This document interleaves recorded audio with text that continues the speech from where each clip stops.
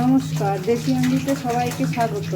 আজকে আমি আপনাদের দেখাবো হচ্ছে সিলভার কাপ মাছ দিয়ে আলু দিয়ে আর ফুলকপি দিয়ে ঝোল করবো। এরকম সিলভার কাপ মাছ আমি একটা ছোট গোটা নিয়েছিলাম, সেটা কেটে পরিমাণ মতো নুন হলুদ মাখিয়ে রেখেছি।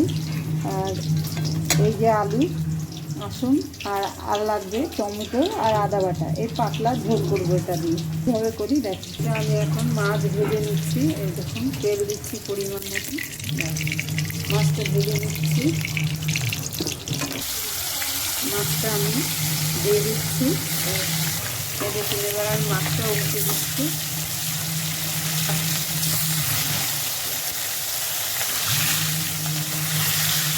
মাছটা হয়ে গেছে।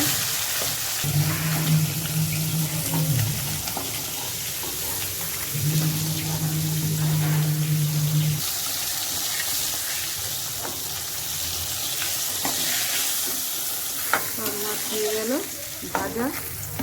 এবার আমি এই মাছের তেলটা ছিল না, সেই তেলে আমি এই জিরে ফোড়নটা দিয়ে দিলাম। এই দেখুন, তারপরে আমি আলুটা দিয়ে দিচ্ছি।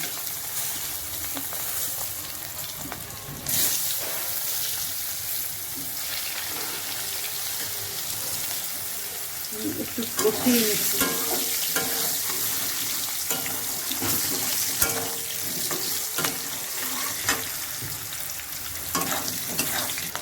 টমেটো দিয়ে দিলাম।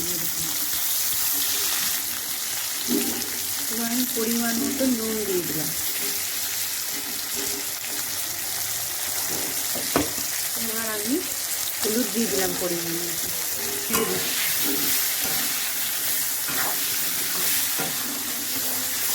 কষিয়ে নিচ্ছি।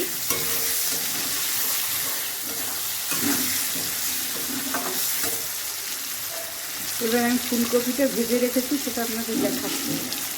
ভেজে রেখেছিলাম, ভেজে কষিয়ে রেখেছি। এই যে এই ফুলকপিটা আমি এটা কষানো হয়ে গেলে দেবো।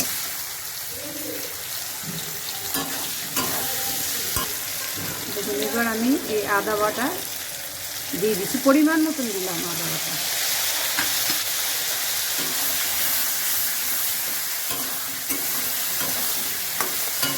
আদাটা একটু কষিয়ে নিচ্ছি।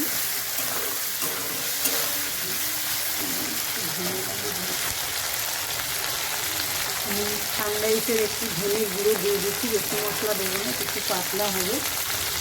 দিচ্ছি ঠান্ডা এসে লঙ্কার গুঁড়ো দিয়ে দিলাম। একটু অল্প পরিমাণ মতন দিলাম।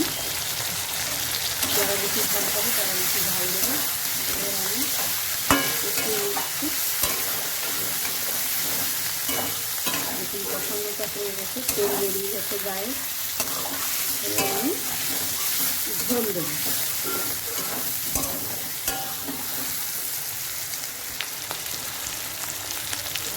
দেখুন, আমি পরিমাণ মতন ঝোল দিয়ে দিচ্ছি।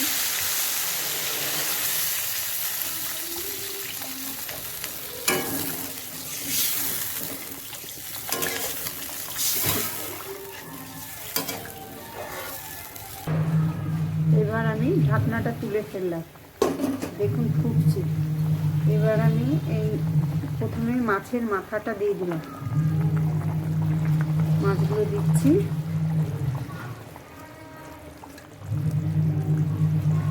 এবার আমি ফুলকপিগুলো দিয়ে দিলাম। ফুলকপিগুলো একটু ভেজে রেখেছিলাম বলে একটু নরম হয়ে গেছে, এই জন্য একটু দেরি করে দিলাম। এবার